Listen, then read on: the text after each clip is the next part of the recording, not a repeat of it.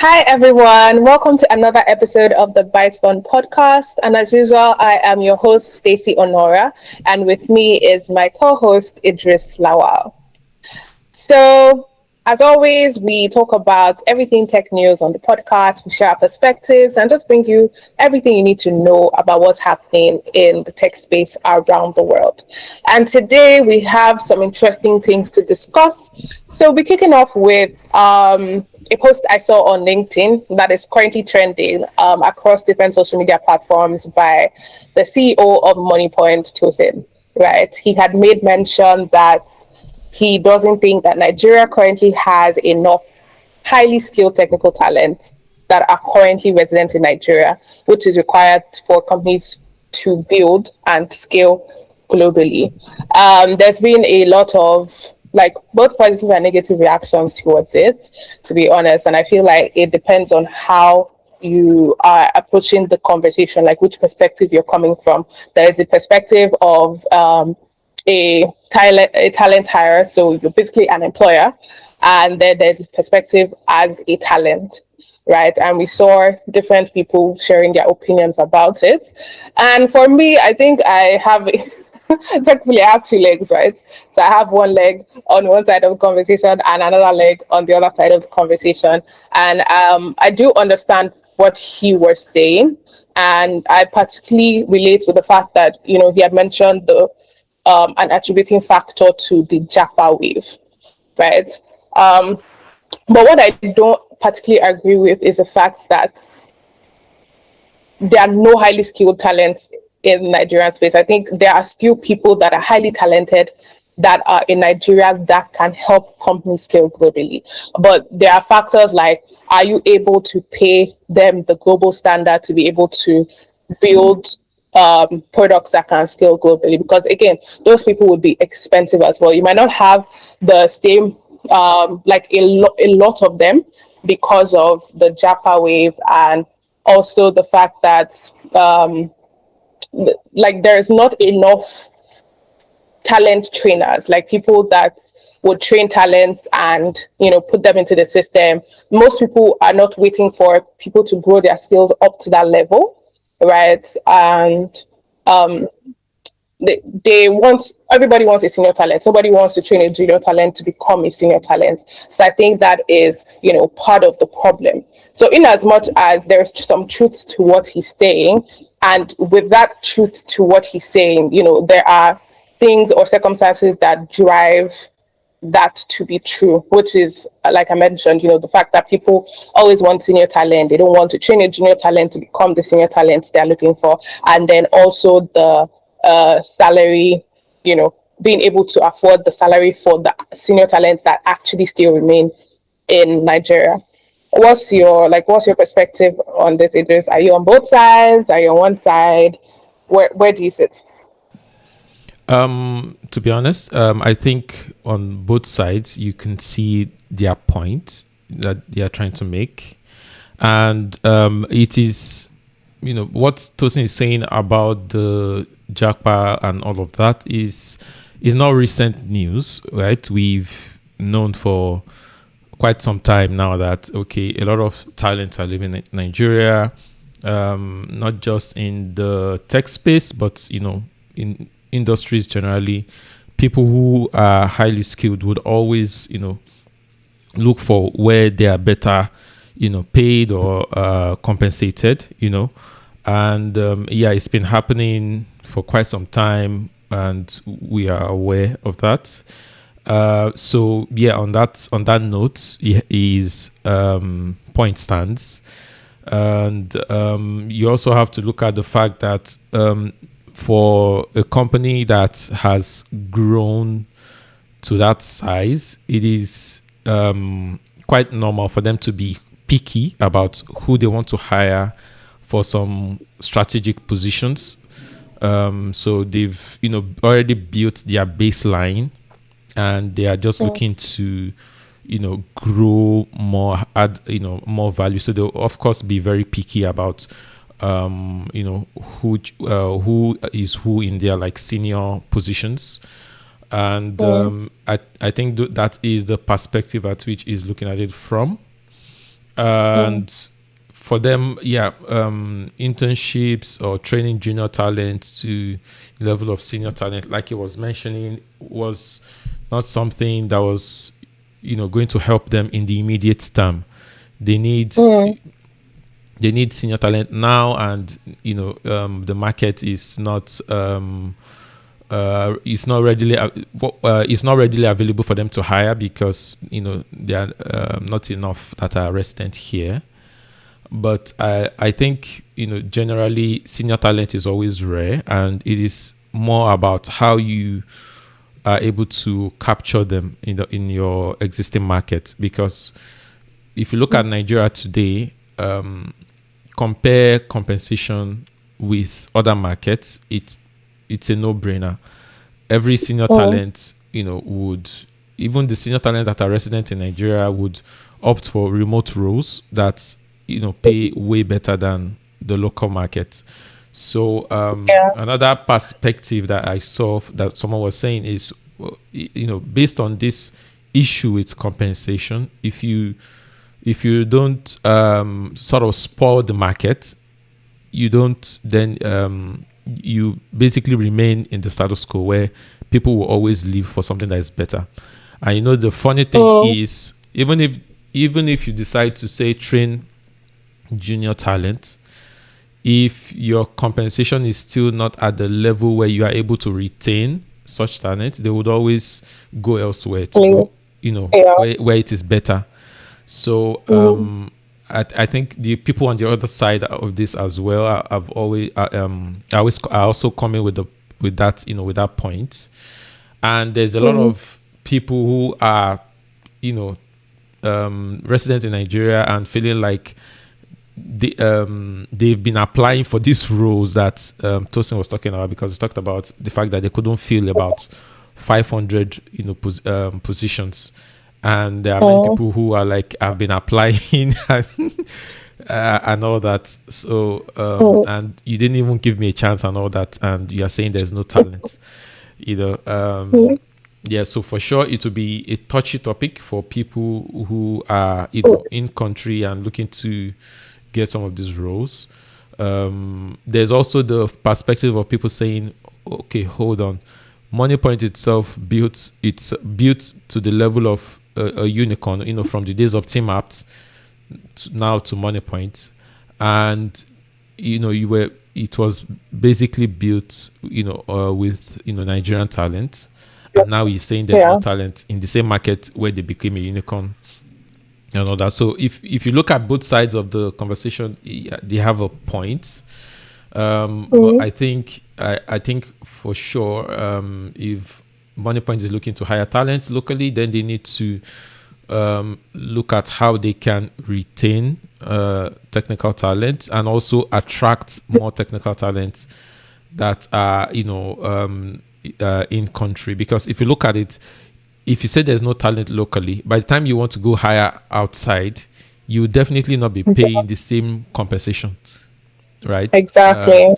So if you know that is what you'll be doing externally, why not bring the same internally? So, and I'm not saying this just for money, but I don't know how much their compensation is at Moniepoint, but I've seen that's the general trend, where people complain, oh, there's no local talent, and then they go hire outside and then they pay more. But then when they come back to the local market, they tune down the compensation back to local size, because they don't. So because talent is cheap here, sort of. So that's part of the issue that we have. But I also believe that we need to train more technical talent in Nigeria. The pipeline from zero to one for technical talent in Nigeria is broken. There was a time when we had Andela that was doing this for people who are budding talents, and they train them and then they become senior engineers and all that. We don't have that anymore. We had like HNGs that was also running Hotels NG, Marquesian. I don't know if they still do that anymore, but the effect of that was also waned for a bit.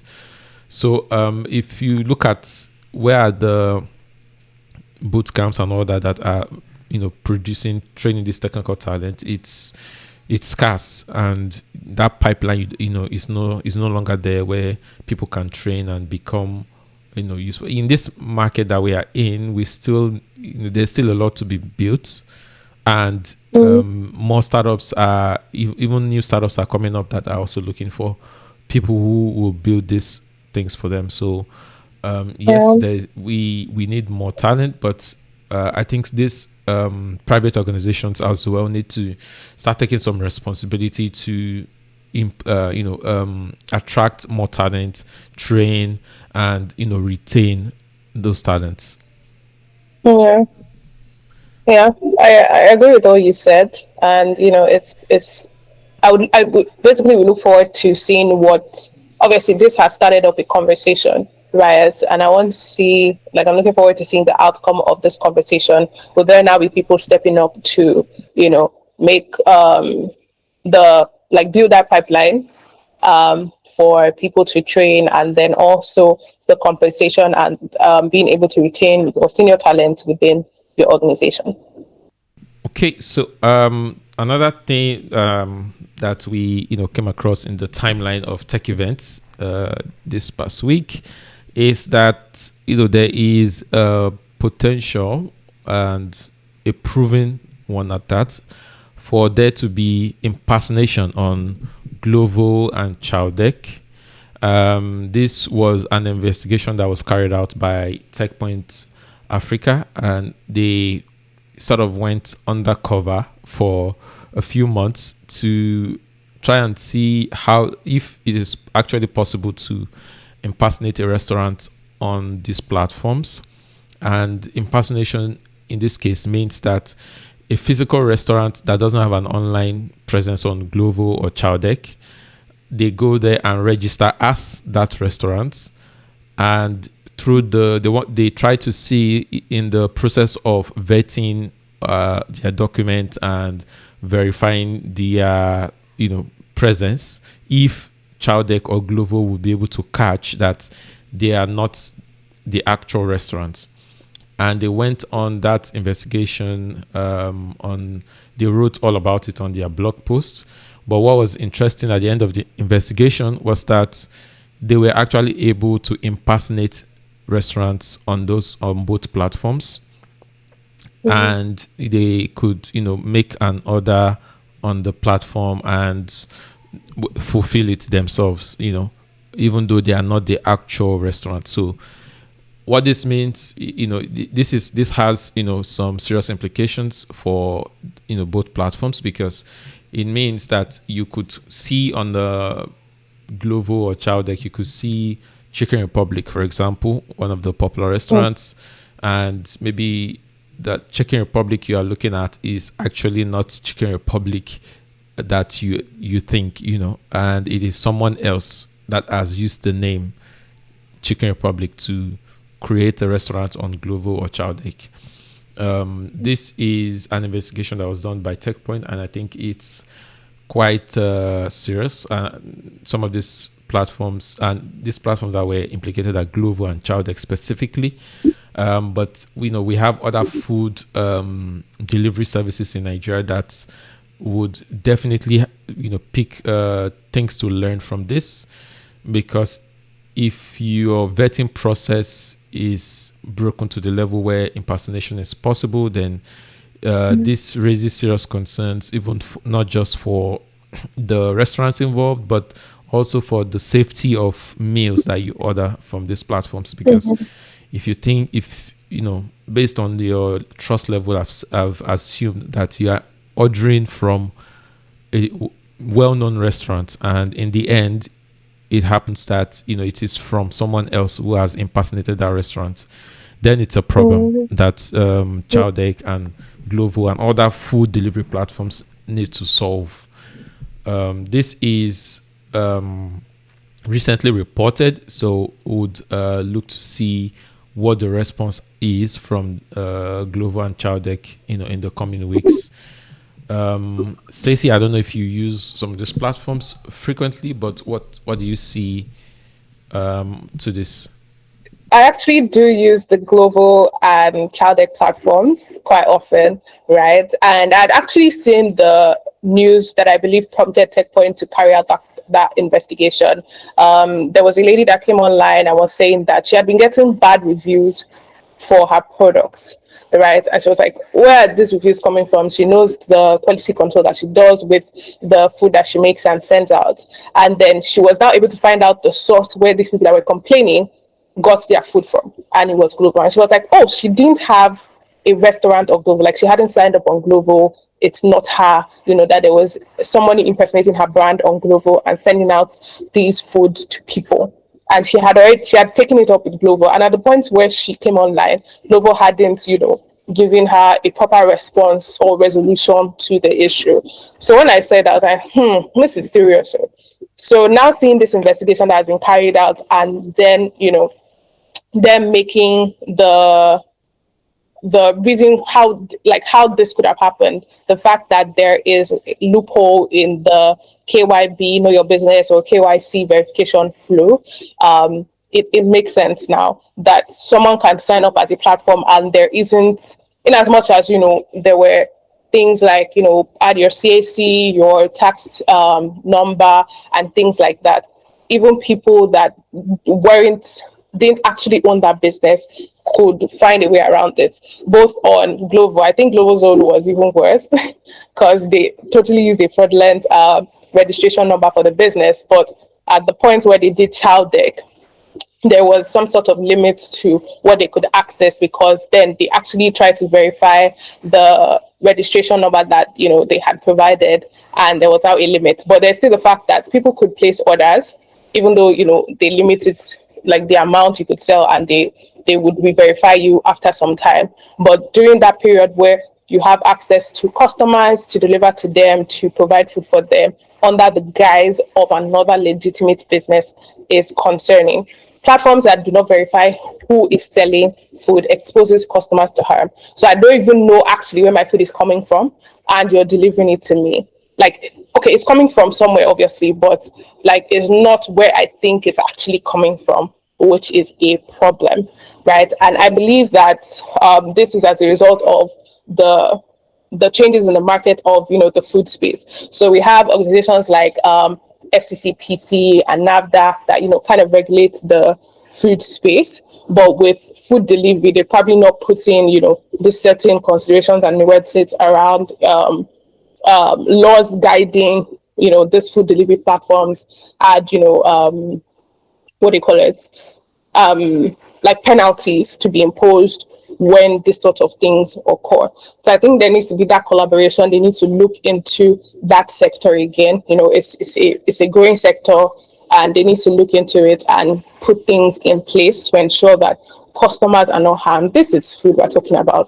Food goes into our system. It literally affects our daily life, right? So I believe that this would prompt agencies and action to be taken with regards to the food delivery sector that Chowdeck and Glovo are currently in. Yeah, I agree. And I think for the agencies, I don't think it's something like this should have to happen before they respond. I believe this is, some of the proactiveness we've been talking about from some of these agencies, where you wait for something to happen before you respond. The food delivery space is definitely within the purview of the FCCPC and NAFDAC, and this is part of the things they are supposed to regulate. There should be, regulations already around how this space should operate. For the fintech industry, there's a lot of regulation around KYC and all of that stuff, but this food delivery space is largely unregulated, and this is a good prompt for some of those regulations to be put in place and be done in such a way that they are not trying to actually stifle the companies. Because if you look at why Chowdeck does it the way they do it, they allow you sell to some limits, but then they verify you in the process. And that is because, from the perspective of a startup, you are looking to acquire customers as quickly as possible. You want to make the registration seamless. And for the purposes of growth and customer acquisition, these are the kind of things that they would typically do to just get you running while they verify you in the process. But yeah, there needs to be some level of proper screening before allowing people sell at all, because impersonation is a big issue and definitely needs to be properly looked at. Another thing that we saw going around in the tech space was the fact that South Africa's Department of Communications and Digital Technologies had released a draft national policy for public comment in April, right? And they released this so that the people could have access to what was coming in to regulate AI in their country. They wanted to position themselves as a leader of AI in the continent and just basically create structures and government policies around AI. Now, this came with a different twist, right? So when they had released the draft, some journalists, reporters had taken a look at this, and they had found out that some of the references were actually fake, right? They didn't exist, and they were able to come to the conclusion that this was because of AI hallucination. So imagine using AI to write out an AI policy. Personally, I feel like just trying to be what's the word? Like if some sort of fantasy, right? Is that the AI probably saw these people are trying to regulate me. Let me throw in some fake references here and there. But that's probably not it, right? Yeah, I mean, So you're that telling AI to regulate itself. That's interesting. yeah, I actually found that very hilarious, right? But that is one of the things that could happen with AI, which is AI hallucination. So it was quite eminent that people saw this and were like, it raised concerns, right? Not just around this policy, but around general policies, not just in the national space, but in places where accurate information is really important. So that means there needs to be people that actually verify and go through this to ensure that the AI is not providing fake information and then just release it. So they had retracted it and said they would review and see what's going on, and then just basically review that document and create a new one where I don't know if they'll use AI to to review it again and correct it, but they did AI, to review. write a new policy this time, don't make mistakes.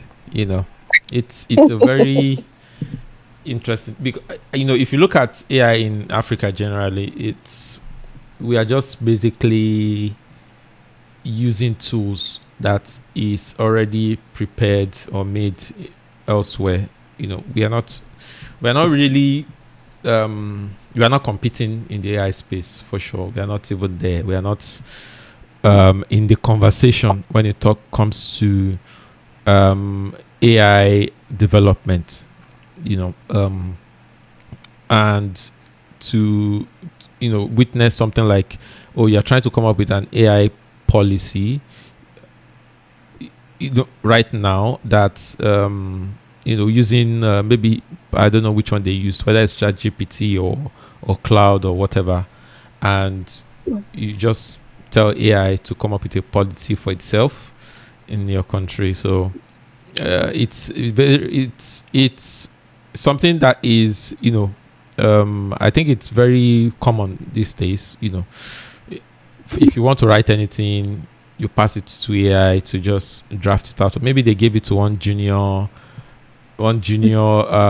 person in the ministry to come up with it, and dude was like, I cannot come and kill myself. Let me just pass this thing to ChatGPT to write it sharp. And the thing with those platforms is it gives you, they write the thing as if it is the truth.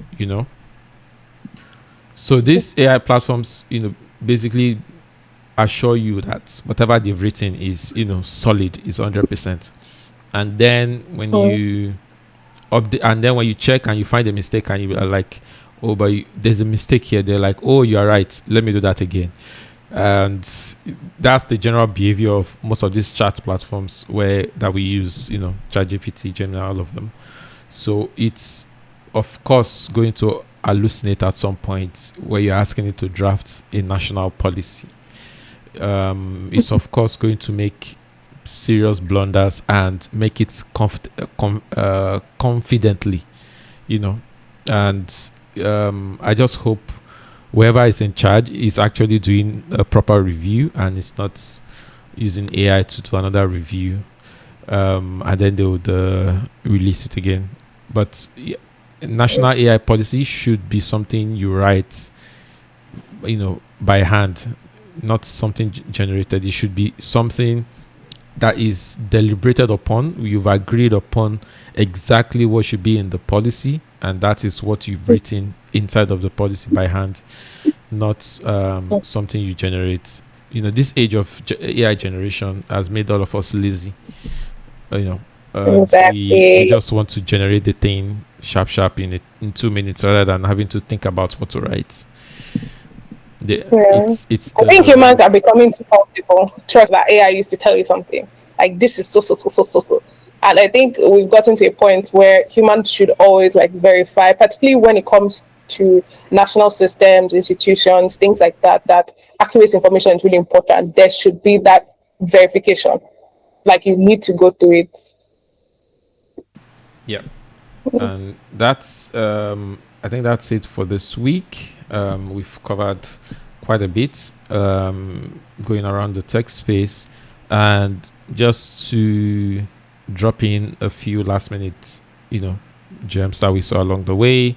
Anthropic is currently having a bug bounty program. It's interesting because they have Mythos, so we are basically wondering, is Mythos not working, or why is there a bug bounty program when you have the most powerful tool as rumored in cybersecurity? But that's where we're at. And then there's also news about Cloudflare, trying to lay off people, which is interesting because Cloudflare just posted some huge profits, a few weeks ago. So they posted profits and then they want to lay off about 1,000 plus workers, which sounds weird to me, but they've said it's about the fact that AI agents and all of that, there's the agentic future, so they are trying to position for an agentic future, whatever it is. But I know it's all related to cost cutting and all that, which I think which is why I like one of the laws that was recently passed in China, that you cannot replace AI people with AI agents, just for the purposes of cutting costs. And I think at some point we'll have to look at the legality of some other.